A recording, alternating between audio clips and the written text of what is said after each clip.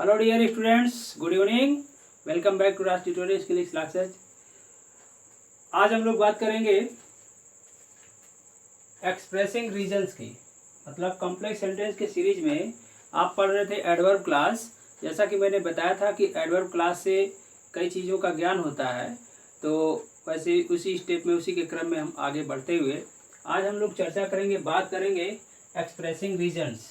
Reason जैसा कि आपको पता है कारण, मतलब इस चीज़ से ये पता हो जा रहा है, पता चल जाना चाहिए कि मतलब जब दो वाक्य ऐसे दिए गए हों, दो साधारण वाक्य ऐसे दिए गए हों जिनमें से एक वाक्य से कारण का पता चले, दूसरे वाक्य से परिणाम का पता चले, ठीक है, तब हम ऐसे वाक्यों को रीजन कारण बताने वाले संयोजक अव्यय का प्रयोग करके जोड़ेंगे दोनों वाक्यों को।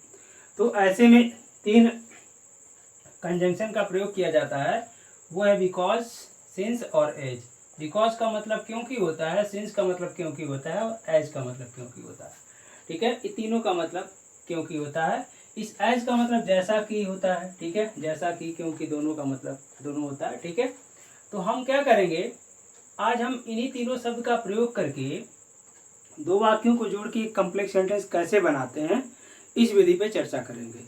तो चलिए शुरू करते हैं हम। तो सबसे पहले हम बात करेंगे बिकॉज की। बिकॉज का प्रयोग हम कहाँ करते हैं, तो मेरे प्यारे बच्चों, आपको ये ध्यान में रखना चाहिए, ध्यान से सुनिए कि विकास का प्रयोग आप वहाँ करते हैं, जैसा कि मैंने पहले बता दिया, एक सेंटेंस से कारण पता चले, दूसरे से उसी का परिणाम, जिस चीज़ का कारण है उसी का परिणाम पता चले, तो हम इन तीनों में से किसी एक का प्रयोग करके दो साधारण वाक्यों को जोड़ के एक संयुक्त वाक्य बना सकते हैं। ठीक है, तो हम करेंगे क्या, सबसे पहले बिकॉज का प्रयोग कब करेंगे, जब दो वाक्य ऐसे दिए गए हों जिनमें से एक कारण पता चला, दूसरा परिणाम पता चल रहा है। तो जब कभी आप जोड़िएगा, विकास का प्रयोग उस वाक्य के पहले करिएगा जिससे रीजन का पता चले, जिससे कारण का पता चले, उसको विकास उसी के पहले लगाना है। ठीक है ना। चलिए एक एग्जांपल से बताते हैं, आपको समझाते हैं, समझ में आ जाएगा। तो इसे हम इरेज करते हैं। अब एग्जाम्पल लेते हैं। पहला एग्जाम्पल अपना है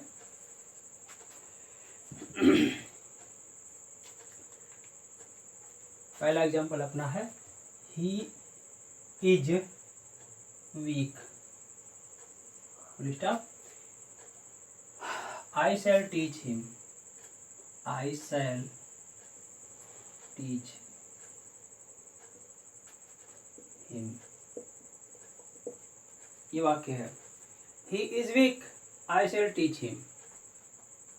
पहला वाक्य अपना ये है, ही इज वीक, वह कमजोर है, आई शैल टीच हिम, मैं उसे पढ़ाऊंगा।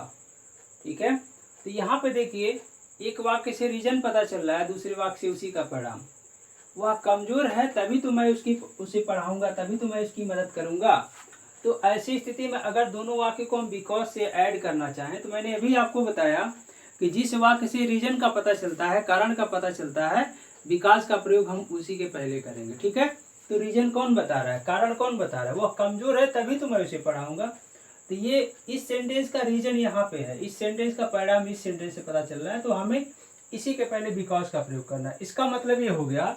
अब यहाँ से एक ट्रिक एक निकल के आता है, एक आपको साधारण सी चीज समझ लेना चाहिए कि परिणाम जो बताएगा उस वाक्य को प्रिंसिपल क्लॉज आप बना लीजिए, और जो कारण बताएगा उसको सबऑर्डिनेट क्लॉज बना लीजिए, और उसके पहले विकास का प्रयोग कर लीजिए। ठीक है, तो ये देखिए, इसको हम प्रिंसिपल क्लॉज बनाएंगे तो हो जाएगा, आई शैल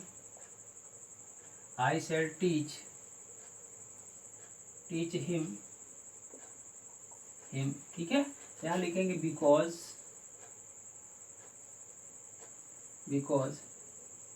ही इज वीक। इस तरह से ये वाक्य बनेगा। ठीक है, एक दूसरा एग्जांपल ले लेते हैं ताकि आपको और अच्छे से समझ में आए। ठीक है, चलिए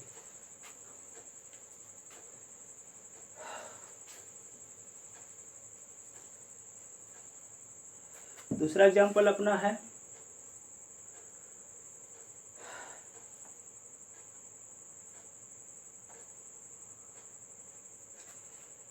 Mahesh did not present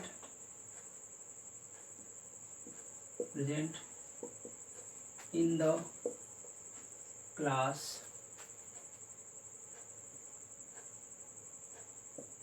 class ये सी है, फुल स्टॉप। आगे क्या है, he was ill, he was ill, he was ill. देखिए अगला एग्जाम्पल अपना ये है, Mahesh did not present in the class, Mahesh class में उपस्थित नहीं था, ही वॉज इल, वह बीमार था। तो बताइए, एक कारण बता रहा है, दूसरा परिणाम। कारण क्या है, वह बीमार था तभी तो क्लास में उपस्थित नहीं हो पाया। तो अगर इस वाक्य को हम, इस वाक्य में हम विकास का प्रयोग करके अगर दोनों वाक्यों को हम कम्प्लेक्स सेंटेंस बनाना चाहते हैं तो प्रिंसिपल क्लॉज हम किसे बनाएंगे? प्रिंसिपल क्लॉज मेरे प्यारे बच्चों हम किसे बनाएंगे कि जो परिणाम बताने वाला वाक्य है उसे हम प्रिंसिपल क्लॉज बना लेते हैं, जो कारण बताने वाला है उसे हम सबऑर्डिनेट क्लॉज बना लेते हैं। महेश क्लास में उपस्थित नहीं हो पाया, कक्षा में उपस्थित नहीं हो पाया, तो उसका सीधा कारण था कि वह बीमार था। तो ये कारण बता रहा है और ये परिणाम इसी का बता रहा है, तो हम इसी को प्रिंसिपल क्लॉज बनाएंगे और उसके पहले विकास का प्रयोग कर लेंगे। ठीक है, तो सीधा सरल सा उपाय है इसका। इसको प्रिंसिपल क्लॉज बनाते हुए हम ऐसे लिखेंगे, महेश डिड नॉट present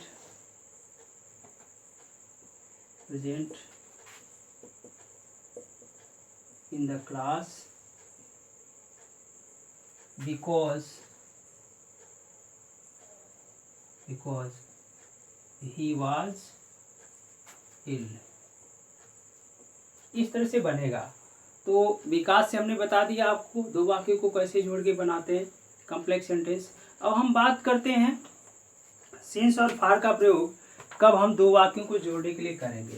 पहले हम इसे इरेज करते हैं, फिर अगला एग्जांपल लेते हैं, आपको आसानी से समझ में आ जाएगा। ठीक है, कारण और परिणाम का संबंध दोनों वाक्यों से जब पता चलता है तभी हम एक्सप्रेसिंग रीजन के कंजक्शंस का प्रयोग करके दो वाक्यों को जोड़ के एक कॉम्प्लेक्स सेंटेंस बनाते हैं। इस बात का ध्यान आपको रखना होगा। ठीक है, अब हम बात करते हैं सिंस का प्रयोग या एज का प्रयोग करके दो सिंपल सेंटेंस को ऐड करके हम एक कॉम्प्लेक्स सेंटेंस कैसे बनाते हैं। कहाँ पे सिंस लगाएंगे, कहाँ पर एज लगाएंगे, सिंपल सी बात है मेरे प्यारे बच्चों। आपको ये समझना है कि जब दोनों वाक्यों से कारण और परिणाम बताया जा रहा हो तो कारण ऐसा सामान्य हो कि जो सुन रहा है श्रोता को पहले से ही पता है, तो ऐसी स्थिति में हम सिंस का प्रयोग करेंगे या एज का प्रयोग कर सकते हैं।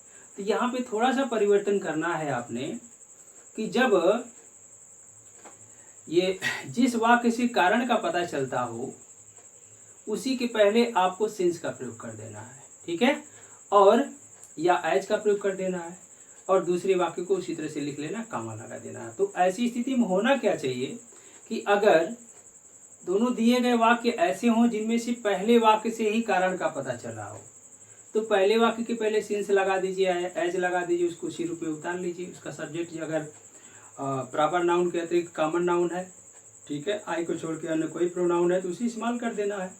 उसके बाद आप क्या करिएगा, पूरा सेंटेंस लिखने के बाद कॉमा लगा दीजिए, दूसरा वाक्य उसी तरह से उतार लीजिए, उसका पहले सब्जेक्ट का पहला अक्षर इस्तेमाल कर दीजिए। ठीक है, तो इस तरह से हम जोड़ेंगे। एक एग्जाम्पल से समझाते हैं आपको। एग्जाम्पल ये है, he is a very poor boy, he is very poor boy. आगे क्या कर रहा है, he can not buy books, he can not buy books, ये वाक्य है। ठीक है, तो इसमें पहले आपको ये देखना है किस वाक्य से कारण का पता चल रहा है और किस वाक्य से परिणाम का पता चल रहा है। अब मैंने अभी बताया आपको कि सिंस का प्रयोग और एज का प्रयोग वहाँ पे आप करेंगे कि दोनों वाक्यों में से जिस वाक्य से कारण का पता चलता हो, अगर वह कारण सामान्य हो और श्रोता पहले से जान रहा हो तो हम एज का प्रयोग करेंगे या सिंस का प्रयोग करेंगे कारण बताने वाले सेंटेंस के पहले। अब देखिए, ही इज़ वेरी पुअर, पहले इंट्रोड्यूस करा दिया गया, वो बहुत ही गरीब लड़का है। ठीक है, he can not by books, वह पुस्तकें नहीं खरीद सकता। यहाँ पे देखिए वह गरीब लड़का है, गरीब है तभी तो पुस्तकें नहीं खरीद सकता। तो हम चाहें तो इस वाक्य को सिंस से बना सकते हैं, एज से बना सकते हैं। आपको हमेशा ध्यान में रखना है एक बात को कि सिंस का प्रयोग, एज का प्रयोग दोनों वाक्यों के बीच में भी कर सकते हैं, प्रारंभ में भी कर सकते हैं। तो प्रारंभ में जब करेंगे तो जो रीजन बताएगा उसी के ठीक पहले लगाएंगे। अब देखिए इसमें कारण कौन बता रहा है, ये ही इज वेरी पुअर बॉय, तो हम लिखेंगे सिंस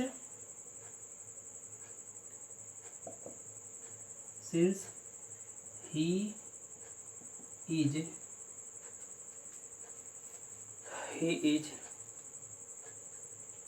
यहाँ पे ही इज ए लगा लेना है, बिकॉज यहाँ पे एक कॉमन नाउन आया है, ठीक ना, यहाँ पे लग जाएगा ए।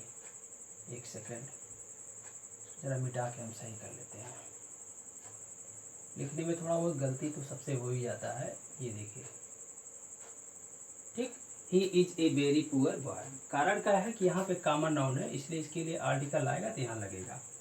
देखिए since he is a very poor boy, ठीक है। अब यहाँ आपने लगा लेना है कामा, ही कैन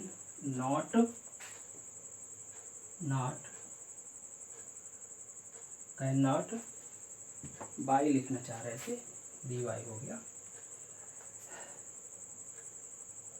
बाई बुक्स, ऐसे बनेगा। तो समझ सकते हैं मेरे प्यारे बच्चों। अब यहाँ पे देखिए सिंस का प्रयोग हमने किया है, तो सिंस की जगह पे एज का भी प्रयोग कर लेना है। सिंस लगाएंगे तो क्योंकि हो जाएगा, क्योंकि वह एक बहुत ही गरीब लड़का है। अब यहाँ कामा लगाने के बाद कामा का अर्थ होगा तो वह पुस्तकें नहीं खरीद सकता, ये हो गया अर्थ। अगर आप एज लगाते हैं तो होगा चूंकि वह एक गरीब लड़का है तो वह पुस्तकें नहीं खरीद सकता, ठीक है। दोनों का अर्थ में थोड़ा सा अंतर यही है, लेकिन प्रयोग यहाँ पे करेंगे। आपको हमेशा इस बात का ख्याल रखना होगा कि जब कभी जिस वाक्य से रीजन का पता चलता हो, कारण का पता चलता हो, तो उसी के पहले आपको सिंस या फार का, सिंस और एज का प्रयोग करना है, ठीक है ना।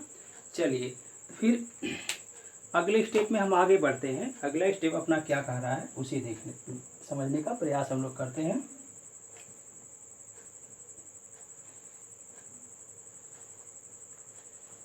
चलिए इसे इरेज करते हैं सबसे पहले।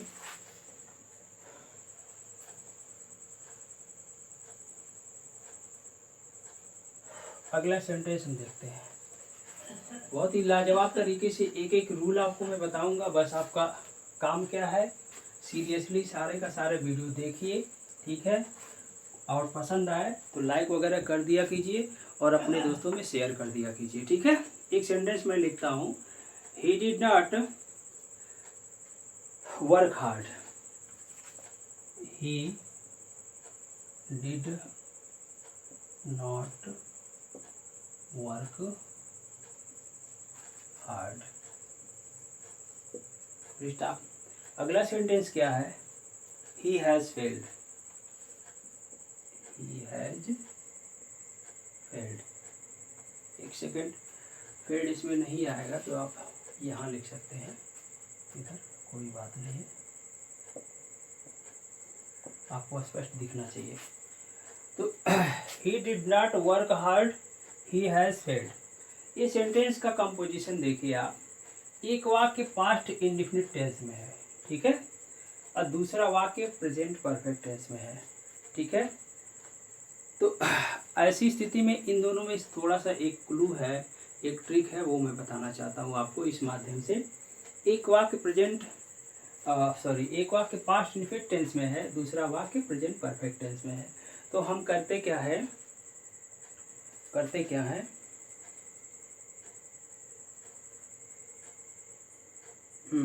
चलिए तो कैसे इसे ऐड करेंगे, कैसे जोड़ेंगे। एक वाक्य जो देखिए पास्ट इंडेफिनिट टेंस में है, he did not work hard, उसने कठिन परिश्रम नहीं किया, ही हैज़ फेल्ड, वह असफल हो गया है। तो ऐसी स्थिति में आप देखिए आपके पास दो रास्ते हैं। अगर दोनों वाक्य का टेंस पकड़ लेते हैं, टेंस पकड़ में आ जाता है, तो एक वाक्य पास्ट इंडेफिनिट टेंस में हो, दूसरा वाक्य प्रेजेंट परफेक्ट टेंस में हो, तो आपको तत्काल समझ लेना है कि इन दोनों वाक्यों को जब भी हम जोड़ेंगे तो सिंस का प्रयोग करके ही जोड़ेंगे। ठीक है, या बिकॉज का प्रयोग कर सकते हैं। सिंस का प्रयोग करेंगे तो 100% सही माना जाएगा, बिकॉज में 90% है। ठीक है, चलिए तो आप देख लीजिए परिणाम कौन बता रहा है, कारण कौन बता रहा है। कारण ये कुछ ने कठिन परिश्रम नहीं किया, परिणाम क्या हुआ उसका, वह असफल हो गया, फेल हो गया। तो दो तरीके से मैंने बताया कि इसको ऐड कर सकते हैं। तो मैं बता रहा हूँ अगर पास्ट इंडेफिनिट का वाक्य है तो उसी के पहले सिंस का प्रयोग आपको कर देना है। तो बचा कौन, प्रेजेंट परफेक्ट का वाक्य बच गया, उसको आप प्रिंसिपल क्लॉज बना लीजिए। ठीक है, या दोनों के अर्थ के हिसाब से आप इसको जोड़ना चाहते हैं तो जो परिणाम बता रहा है उसको प्रिंसिपल क्लॉज बनाइए, और जो कारण बता रहा है उसको सबऑर्डिनेट क्लॉज बना लीजिए। Is that clear now. अब इसको देखिए सॉल्व करते हैं, कैसे हो जाएगा। ही हैज फेल्ड, ठीक है। अब यहाँ सिंस का प्रयोग कर दीजिए, सिंस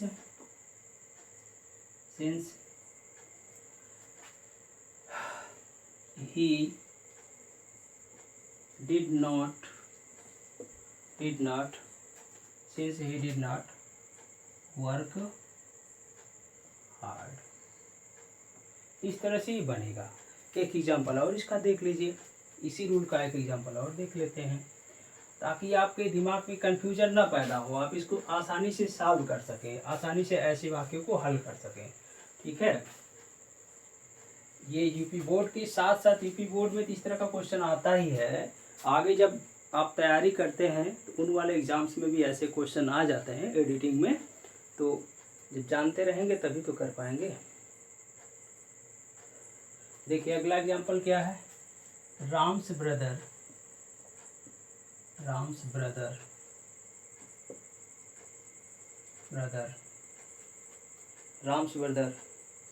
हैज सेलेक्टेड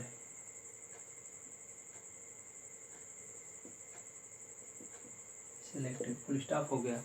नेक्स्ट क्या कहता है, he prepare well for the examination,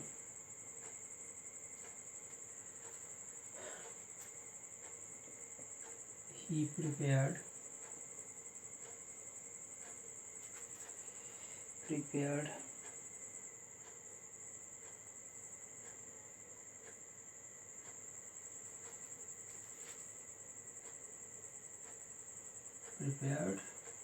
well for the competition है, कंपटीशन। ठीक है, चलिए इस वाक्य को देखते हैं।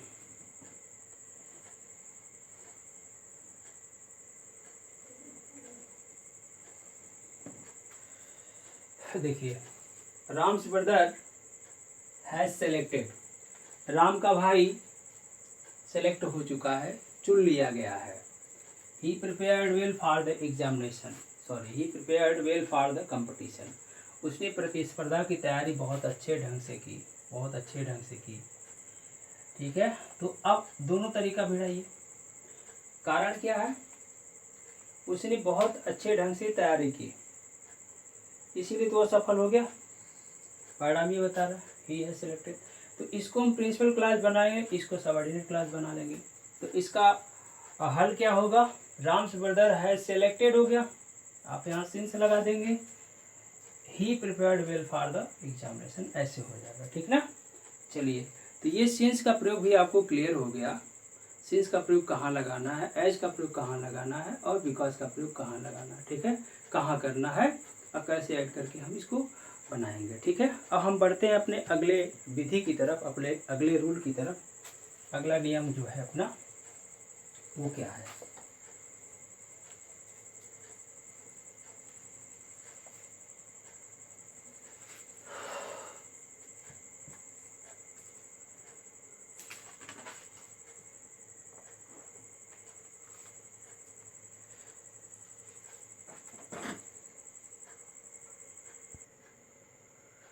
चलिए देखते हैं। अगली विधि अपनी है एक्सप्रेसिंग कंडीशंस। तो जैसा कि आप सबको पता है कि कंडीशन का मतलब होता है शर्त। तो अब इसी के एग्जाम्पल से, उदाहरण इसी के नाम से पता चल गया कि जब दो साधारण वाक्य ऐसे दिए गए होंगे आपको, जिसमें से एक वाक्य से शर्त का पता ज्ञान होता है और दूसरे वाक्य से उसी का परिणाम पता चलता है, तो ऐसी स्थिति में हम क्या प्रयोग करते हैं, कंडीशन बताने वाले कंजक्शंस का प्रयोग करके हम उसे क्या करेंगे, एक वाक्य को सबऑर्डिनेट क्लास बना लेते हैं, दूसरे वाक्य को प्रिंसिपल क्लास बना लेते हैं। क्लियर हो गया। अभी देखिए, इफ का मतलब यदि होता है, अगर होता है। अनलेस का मतलब क्या होता है, अनलेस का मतलब जब तक तब तक।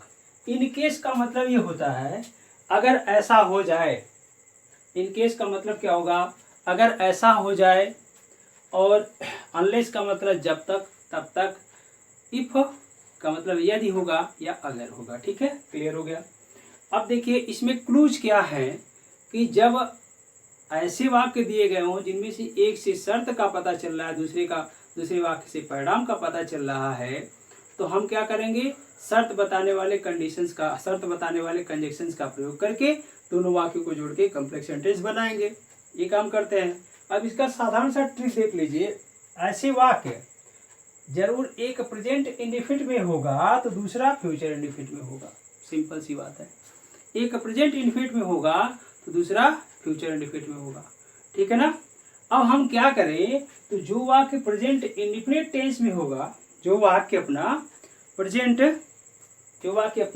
इंडेफिनिट टेंस में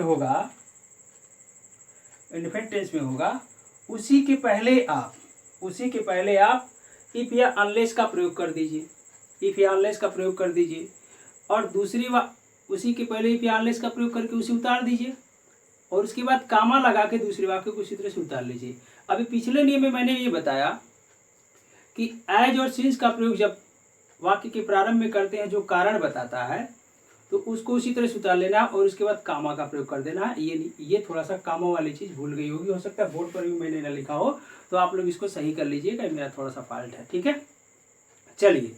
तो यहाँ पे मैंने क्या बताया कि जब प्रेजेंट इनफिनिट का वाक्य होगा तो उसी के पहले आपने इफ लगा देना है या अनलेस लगा देना है। उसके बाद उस वाक्य को उसी रूप में उतार लेना है। उतारने के बाद कामा लगाइए, दूसरे वाक्य को उसी तरह से उतार के फुल स्टॉप लगा दीजिए। इस तरह से बना हुआ वाक्य आपका क्या हो जाएगा, कॉम्प्लेक्स सेंटेंस हो जाएगा। अब एग्जाम्पल देखिए। अच्छा, इनकेस का देख लीजिए क्या है। इनकेस जो होता है इसके विपरीत वर्क करता है, इन दोनों के विपरीत काम करता है। इसमें भी कंडीशन सेम है। मतलब एक वाक्य प्रेजेंट इनफिनिट में होना चाहिए, दूसरा वाक्य फ्यूचर इनफिनिट में होना चाहिए। ठीक है। तो जब इनकेस का प्रयोग आप करेंगे तो इनकेस का प्रयोग हम हमेशा वाक्य के बीच में करते हैं। मतलब दोनों वाक्य को जब जोड़ेंगे तो इसको इनकेस को बीच में प्रयोग करेंगे और दोनों वाक्य लिख देंगे। ठीक है। तो हम कहाँ करेंगे, ये जो होता है, अगर आपको ये पता चल गया, इफ या अनलेस का प्रयोग पता चल गया, तो इनकेस का आसान हो जाएगा। कारण क्या है, इसी का अपोजिट है। मैंने अभी भी बताया, अगर वाक्य प्रेजेंट इनफिनिट टेंस का है तो उसी के पहले इफ का प्रयोग कर सकते हैं या अनलेस का प्रयोग कर सकते हैं। दोनों में से किसी एक का प्रयोग कर सकते हैं। प्रेजेंट इनफिनिट का वाक्य लिखिए, कामा लगा दीजिए, फ्यूचर इनफिनिट के वाक्य को उसी तरह से उतार के फुल स्टॉप लगा देना। ठीक है। अब अगर मान लीजिए ये इनकेस से जोड़ना चाहते हैं दोनों वाक्यों को, तो आप क्या करिएगा, उल्टा करिएगा। फ्यूचर इंडेफिनिट टेंस को पहले लिखिएगा, इनकेस का प्रयोग करिएगा, उसके बाद प्रेजेंट इंडेफिनिट के वाक्य को लिखिएगा। ठीक है। अब सबका हम एक एक एग्जाम्पल फटाक से देख लेते हैं बिना देरी किए हुए।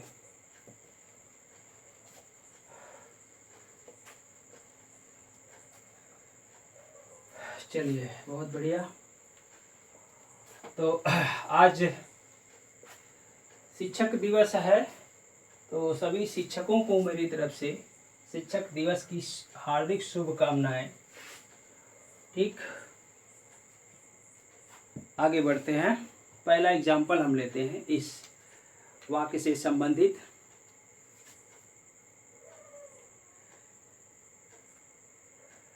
He will certainly get good marks। पहला sentence, he will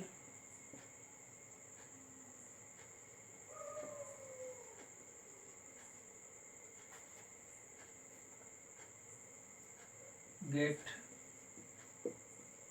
good marks। Full stop हो गया। अगला सेंटेंस क्या है, he reads too much his courses. He reads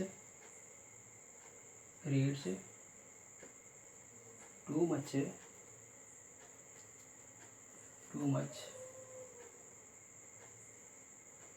his courses.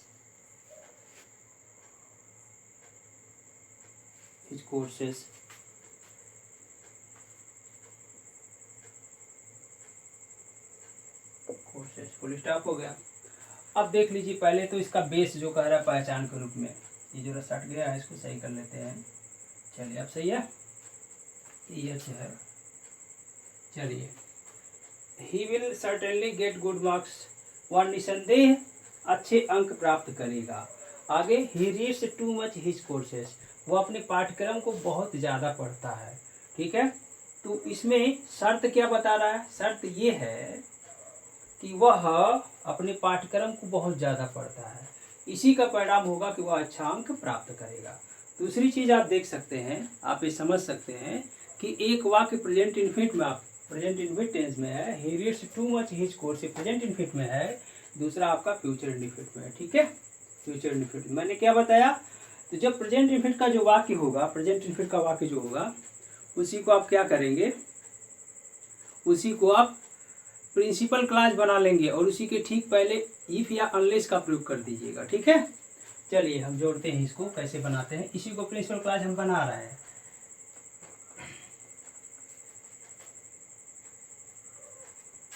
If he reads too much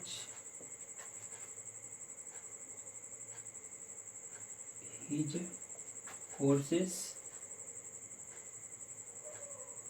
courses, यहाँ आपने कामा लगा देना है। दूसरे वाक्य को उतारेंगे लेकिन इसका सब्जेक्ट का पहला अक्षर इस्तेमाल कर दीजिएगा, हो जाएगा ही विल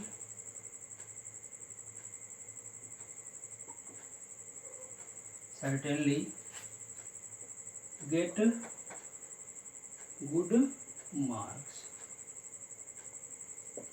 ऐसे बनेगा। ठीक है, आगे बढ़ते हैं हम।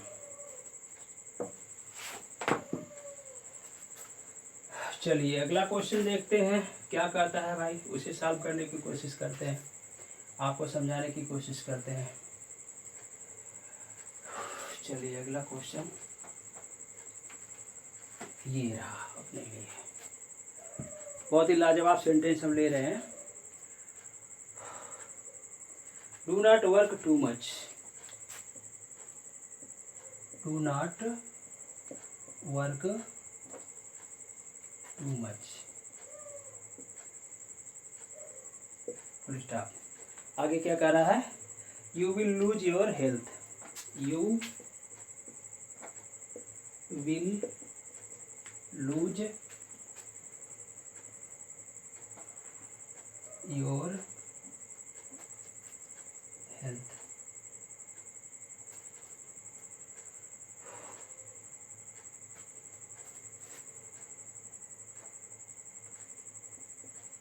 ये है, ठीक है ना। अब इस वाक्य को हम देखते हैं गौर से क्या है। ठीक,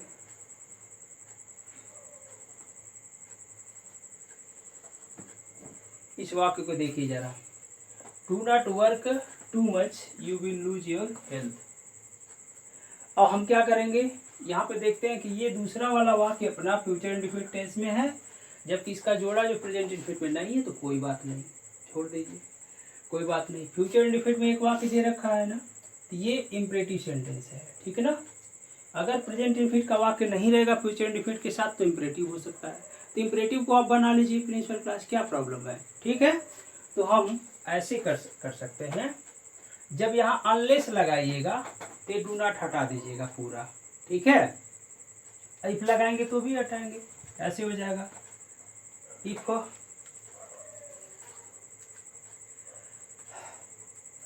अब इस वाक्य का कर्ता देखिए, अगर आप इफ से जोड़ते हैं या अनलेस से जोड़ते हैं, ये इम्परेटिव सेंटेंस है, अब डू नॉट से प्रारंभ होगा, तो इस वाक्य का कर्ता जो होगा उसी के विषय में बात कही जाएगी। इसको उठा के यहाँ लगा लीजिएगा, ठीक है। देखिए इफ यू, अब कुछ बच्चे कंफ्यूज हो जाएंगे, यू कहाँ से आ गया, जो कि यू नहीं है। फिर से समझ लीजिए, do not work too much, इतना अधिक काम मत करो, you will lose your health, तुम्हारा स्वास्थ्य खराब हो सकता है। तो हम यू की ही तो बात कर रहे हैं बाबू, तो हम इस यू को उठा के सब्जेक्ट यहाँ बना लेंगे, ठीक है ना। अब क्लियर है। If you work too much, ठीक, यहाँ कामा लगा दीजिए, you will lose your health, loose your health. अब हम बात कर रहे थे इनकेस का। अगर इनकेस से इसी वाक्य को बनाना आप चाह रहे हैं या इसी वाक्य को बनाना चाह रहे हैं तो प्रिंसिपल क्लॉज इनकेस वाले में किसको बनाएंगे, इसको बनाएंगे, you will lose your health in case. अब डू नॉट हटा दीजिए, फिर इसको सब्जेक्ट बना लीजिए, यू वर्क टू मच, ऐसे हो जाएगा। इन केस से बनाने के लिए मैं बता रहा हूँ, you will lose your health, बीच में इन केस लगा दीजिएगा, यहाँ से ये हटा दिए, कर्ता यू लगा देना है, यू वर्क टू मच, ठीक है, ऐसे बनेगा। इन केस से बनाएंगे तो हम क्या करते हैं, एक इन केस वाला सेंटेंस भी ले लेते हैं आपके लिए।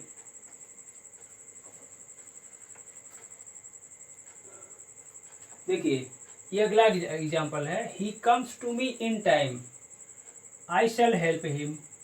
अब देखिए ये वाला वाक्य प्रेजेंट इंडिफिनिट में है, दूसरा वाला वाक्य फ्यूचर इंडिफिनिट में।